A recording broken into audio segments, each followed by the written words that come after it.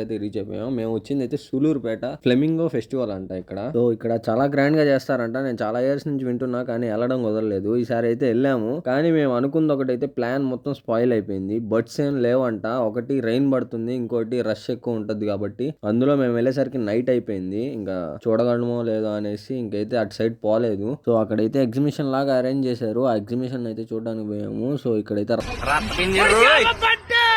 మా ఫ్రెండ్ కూడా అక్కడే కూర్చొని చూపిస్తాగండి. ఇదిగోండి ఇదే అది.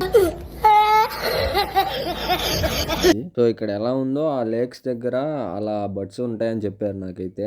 అండ్ ఇక్కడ రాకెట్ అయితే ఉందన్నమాట. రాకెట్ పార్ట్స్ గానీ అది ఎలా తయారు చేస్తారు అన్ని బోర్డు మీద రాసి ఉంటాయి. బాగుంది ఇది చూడడానికి అయితే. తర్వాత నేను వెళ్తుంటే చంద్రబాబు నాయుడు గారు అయితే నన్ను పిలిచి నా ముందే మాట్లాడుతున్నారు నా గురించి. సో చూడండి ఎంత బాగా మాట్లాడుతున్నారు నాతో. అరే నా కొడక ఓసరి నా కొడక నీ బుద్ధి ఇప్పుడు తెలిసిందిరా.